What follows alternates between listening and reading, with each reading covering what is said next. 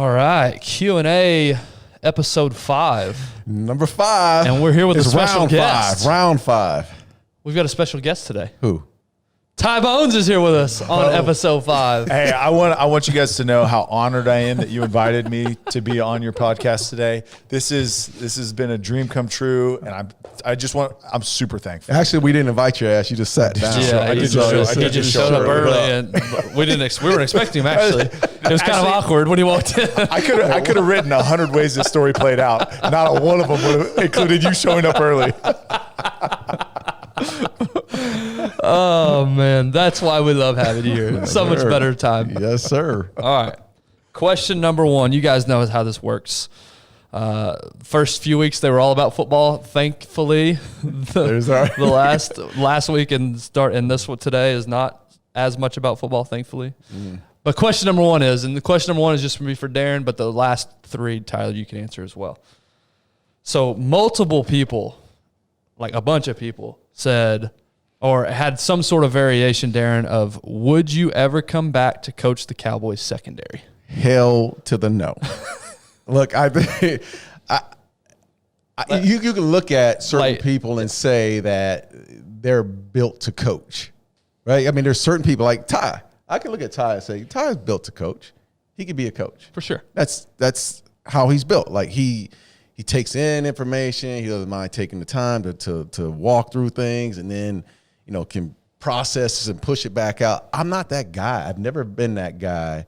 That I'm okay when I'm on the field with you and I can have conversations or during practice or whatnot, or sitting in a meeting room. I get those type of things, but to sit there and go through hours and hours of breaking down film and then being, waking up at, Ty, what are they getting there? 4 o'clock, 5 o'clock in the morning. They don't Coach leave Gruden until gets there at like 3. 11:30. Yeah, it's an all day affair, and there's zero job security. So you describe it like that.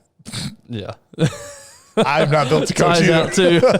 I'm But out. as far as the day in, I think you're good at. As far as processing all that. But I think for me, it would be like the job security. You're beholden to the head coach. The head coach loses his job, and then where are you?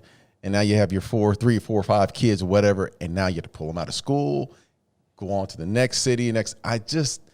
I've watched Mike Zimmer go through this, and Zimmer being a great friend now with the head coach of the Minnesota Vikings, but I've seen him age over 3 or 4 years. That just, it was just tough, man. It's tough on the body, tough mentally. You have to really, really love the game and every aspect about it. Like, Ben, I think how you love this podcast, like it's like, okay, like the hard stuff I don't mind doing. Yeah. Like you've got to be the same way with football. And that was personally for me, people were like, oh, you should coach. You should totally, because I was the same on the field. Like I loved coaching the younger guys, getting them, bringing along. And I made it, my wife and I, we were very clear, like that is not the quality of life that we want for our family and specifically our kids. Because it's tough, man. Yep. It's tough being a wife of a player. It's 1,000 times worse being a coach's wife. Yeah, I have a bunch of friends that they're not NFL coaches, but high school coaches, and even at that level, even harder. To be honest with you, I feel like NFL coaches have a little bit more freedom. Yeah, college coaches, you got to recruit. Yeah. Oh man. Oh yeah, we got a couple buddies that coach in college. Yeah, it's nonstop. So no. Yeah, I think the genesis of the Ain't happening. I think the genesis is people are just so tired and frustrated with the secondary for the last 15, 20 years. But I wouldn't grasping say at anything. Yeah, I don't know if I'd make much of a change. They fire my ass too. You'd be upset with me. Yeah. All right, I want y'all to like me still. Question 2, both of you guys can answer. What was your most quote unquote inspirational moment during or after football? During so like what? Yeah. In your playing days and post football, I would say the most inspirational moment for me was my first Super Bowl, and I've told the story on the show before. It was after the Super Bowl after Super Bowl 27 in Pasadena, winning the Super Bowl. I was 22 years old, and I watched grown men that had been in the league for so many years, Bill Bates, Mark Tuinei, like emotionally cry after winning that game. And I couldn't understand why they were that emotional. And it took Bucky. I don't know if you remember Bucky, but Big Buck. Oh, Bucky's dad. Oh, yeah. Who was there with Coach Landry when they first started up in the 60s and 70s. He took him to walk over to me and say, hey, you understand why they're so emotional, why they're not just sit up here celebrating and having a great time? And I was like, no, don't understand. While I'm having a champagne bottle in my hand. He said, man, they've been through watching their idol and Coach Landry get fired. They've gone through 1 in 15. They've gone through the transitions of watching. And he's telling me this in the locker room after the game, after the Super Bowl. They've watched, Jimmy cut 90% of their friends and guys they've been around for the longest time. And here they are, 12 years in the league, and they finally reached the pinnacle. That was, to me, like one of the moments that I will never forget that conversation with Big Buck, because it meant a lot. And he's coming from a position of an equipment manager having this conversation with me. That's good. Yeah. Tyler, this moment think. Yeah, and I shared mine as well, but it was my first NFL game, September 11th, 2011, in Chicago. It was the first game that I was going to play, and it was the 10-year anniversary of 9/11. So they did this huge deal, big flyover, flag across the field. But the moment is I was holding the flag, and I looked to my right, looked to my left, see the Brian Urlachers, the Matt Fortes, the Cutlers, the Julius Peppers, the Lance Briggs, Charles Tillman, those guys literally standing right next to me. But the most impactful was I looked at them, and then I turned around, and Tiffany was sitting in the crowd, pregnant with our first. And just kind of the journey that had been that had taken place to get to that point, and the fact that she could be there 7 months pregnant with our first child for my first NFL game. That's awesome. That's amazing. And that's that emotion, right? That was up to that point. I'd never cried because I didn't, and then I had kids and I cry all the time now. Yeah, but I hear you. but that was like I really like emotional before that game. You said that something about that moment, because I remember when 9/11 happened, and we were in regular season playing, and we missed a week, and things were really, the country was going through it, man. And I remember the first game of playing and the emotions that came from when they, played the national anthem, man. It was just, yeah. And George Teague ran out with the flag, man. Yeah. It was a different deal. Yeah, that was awesome. Mine's not near as good as those. It's way more personal. My most inspirational moment was 2012, my pro day, and it was 5 months after my knee surgery. Full reconstruction, ACL surgery. No way I should have been out there on that field. And was able to run a 40, was able to run routes. Didn't do any other tests just because you don't want to put bad numbers out there.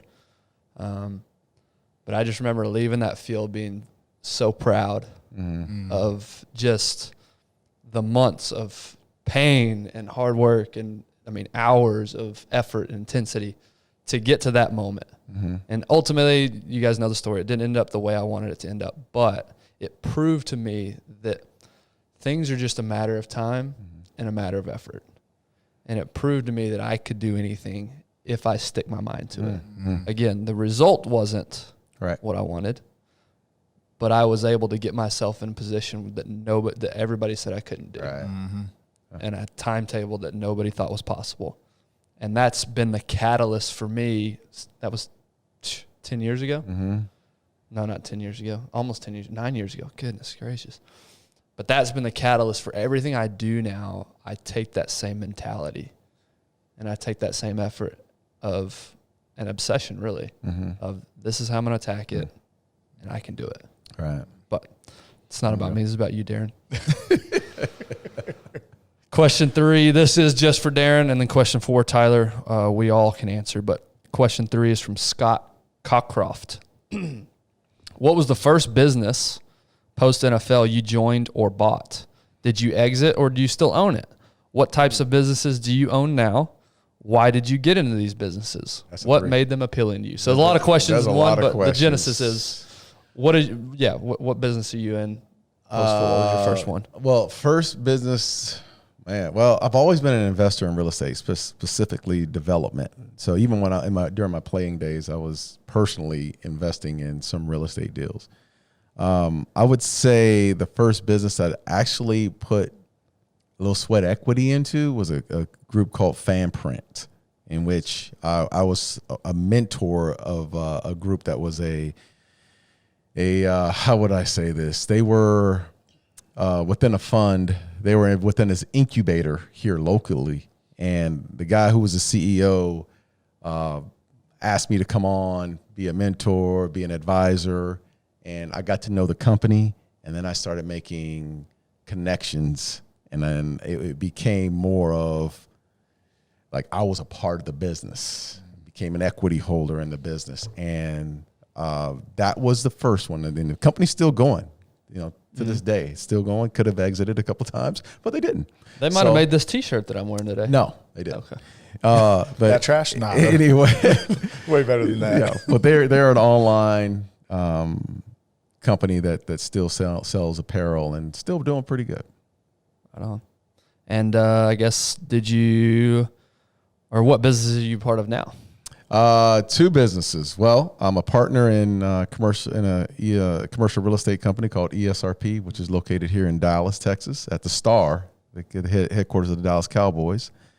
And I am the founder of a company called Counterfind, in which we eliminate counterfeit merchandise on social media platforms. So those are the two businesses.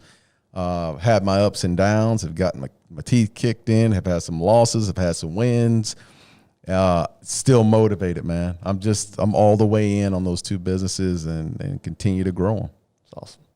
The commercial real estate makes sense since you said you've been investing in real estate a long time, but why the software business? What's appealing? The software business was a spinoff of what I was doing at Fanprint. Okay, there you go. And figured out that there was a huge need in the market to eliminate counterfeit merchandise. And figured, hey, why not be opportunistic and be disruptive in an industry that, the playing field is huge. There's a lot of counterfeit out there on platforms that need to be taken down. So I'm the cop. There you go. I'm that police officer in that industry. Nice. All right, last question, and this is for all of us, and we're getting deep here. So get your floaties. Get deep? Go ahead. We're going to the deep end on this one. How would each of you describe who you are, not what you are? Who I am? You go first. No, this question is for you. Actually, it's for all of us. But I would say who I am is I'm a father of 4. I'm a husband. I love the Lord. That's number one. I'm a follower of my Lord and Savior Jesus Christ, and that's where my identity lies. I mean, I'll answer that quickly. That's God, family, and then friends, man. That's where I go. Same. So, number one, I'm a follower of Christ. That's number one, first and foremost. Then I'm a husband. Then I'm a father, in that order. My kids know that.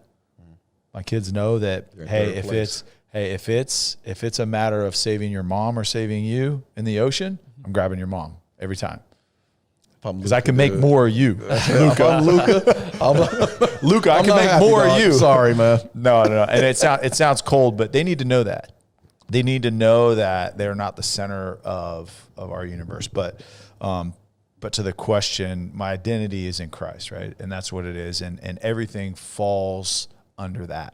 And I'll say this is I've had many conversations with non-believers. And look, I love whether you are a believer, a non-believer, Islam, Jewish, love you. Yeah. Love you. Doesn't matter. But one question that always comes up is like, man, why? Like, why? It's like, what if you're wrong? I'm like, what if I'm right? That's right. Yeah. What if I'm right? I mean, and to live and to circle back to the question is who am I?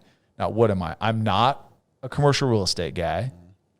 I'm not a former NFL player. Like, that's what I did. It's very, very different, what I did and who I am. And those three things, I think, describe who I am and my identity more than what I do. Yeah. Let me ask you this before I answer. So other than Christ, and this isn't to sound morbid, but what if I stripped away? What if we stripped away your role as a father and as a husband, and you're just left with you, nothing else? Who are you then?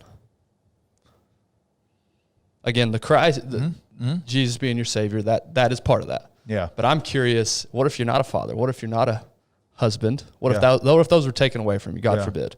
Yeah. Then what are you? Well, because think about it, right? That was 27 years that I wasn't that. Exactly. So I think that's the genesis of the question. Is okay. Because I think of my role as a father and as a husband; those are still what I do. Yeah. So maybe, I guess when I think of this question, the answer I come up with is multifaceted, very multifaceted. Yeah. I'm complicated. Yeah. I am a worrier. I fear the unknown. I am extremely I get extremely obsessed with things. I'm an obsessive person. That's who I am. If it's something that I'm really, really into, I'm going after it. We talked about this the other day. I'm just going to start running 110 miles an hour that direction, and I'm going to have people to tell me to stop and slow down. I like to think of myself as a hard worker. I'm going to give it my all in things that I'm really interested in. What else am I? But I'm just trying to think of things that, again, have nothing to do with what. It's about what's going on in this head of mine. Your makeup. What's made up in my mentality. Yeah. Yeah. I'm maybe on the outside I portray confidence, but I lack a lot of confidence internally. I'm just being honest. So in that vein, I'm sure I can think of more in a second, but in that vein, when you strip everything away, who are you? So I'll ask you again, Darren. Who are you? Yeah. Well, that is a really good question, because all my life I've talked myself into being the person that I am. Like, I get myself going. Like, I'm a self-starter. I'm a fucking fighter, dude. I know that. From day one, I've been a fighter. I react too fast, way too fast. Similar to you is when it's time to go, I just go, and I make a ton of mistakes. Like, I can't tell you how many losses I've had. I've had way more losses because of the way I'm built than I've had wins. But those freaking wins are fucking phenomenal. Yeah. They're phenomenal. And the reason why I would never take that away is because the confidence is a part of me. And So you're confident. I feel like I'm very confident, but there were some cowardly moments in my life, man, that I've had to overcome. And the only way I could overcome those cowardly moments, when I look back at it, is I got to apply 110% into it. I just gotta, I'm not gonna go back to that. And I'll give you a quick story, and this applies exactly to where I am today. I remember being 9 years old. I was 9 years old. I was on a bus, and I'm on the bus, new school, and I had gotten into a little beef with some kids the day before. Got into a little scrap with one, gave it to him too. Gave him the freaking business. The next day, he and his buddies were outside, and I'm looking out of the bus, and I can see him in his butt, and I'm supposed to get off the bus now. It's my bus stop. He brought a couple of little buddies. Of course he did. Dude, the coward in me stood up like, All right, here's no, wait a minute. My team was there. Keith was there? No. Keith wasn't there, but my team was there too, and I didn't want it. And I can remember my boys like, come on, and I was on that bus and I wouldn't get off. And I can remember that day vividly because my boys looked at me sideways. Like, and I told myself, I'll never, ever, ever go down that road again. And I've always said it the same way. Like, it doesn't apply to just life as far as fights and whatnot. Like, dude, get in the fight. And I always say it sometimes, man, join the fucking fight. Join the fight. If you'll never know who you are until you get in that damn arena. It's good. It's good. Bones, back to you. Yeah, I think we do a whole episode on literally that, getting off the bus. And I think that's what we should do. We should do one on that. But because there's a point to that, right? Is it coward or is it discernment, right? And understanding the difference between, do I need to do this? What's the point? What would you have accomplished if you and your boys ran up on those guys? Besides winning or losing, doesn't matter. What would it have accomplished? What would you have gained? And what was the potential for loss? I wouldn't say like street cred, but I would have said like you said you already took him the day before. Yeah. So was the gain? It's a business decision. Is all it is. Yeah, it was a business decision, man. But just like Dion used to say, it's a business decision. But I'll say this: it would be like us three being in a situation and one of us not reacting. Oh, trust me. Like, I'm the instigator in those situations. I want to get into. Right. I'm with you. Right. And I have a buddy that is the opposite. Like, anytime it goes down, he is nowhere to be found. And that's the joke. Like, you know that, like, and I'll say his name. You know that when Jordan is with you, you are one less. Jordan. It's my guy. It's my guy. And he'll sit on the show and say used the to be same thing. A fan of the podcast. Jordan's gone now. Literally, he's my guy. Literally, has been one of my best friends since high school. But he'll say it. He goes, man, I just don't count on me. I'm not going to be there. He'll be the guy in the back throwing up his fist, get him. Yeah. But he will not be in the mix. But the point is, to me, that business decision is, what if that fight was when one of them brought a weapon? Right. And that was you know what I'm saying? Yeah. Like, so what am I going to gain? Yeah. Like, okay, I got a little street cred, I got this. Or it could go really bad. I already got him yesterday. There's really not much gain to me. I think of that as more of intelligence than cowardice. Like, if it's where, like, someone did something to your sister in front of you, and then you're like hesitant. Like, that's one thing, right? Yeah.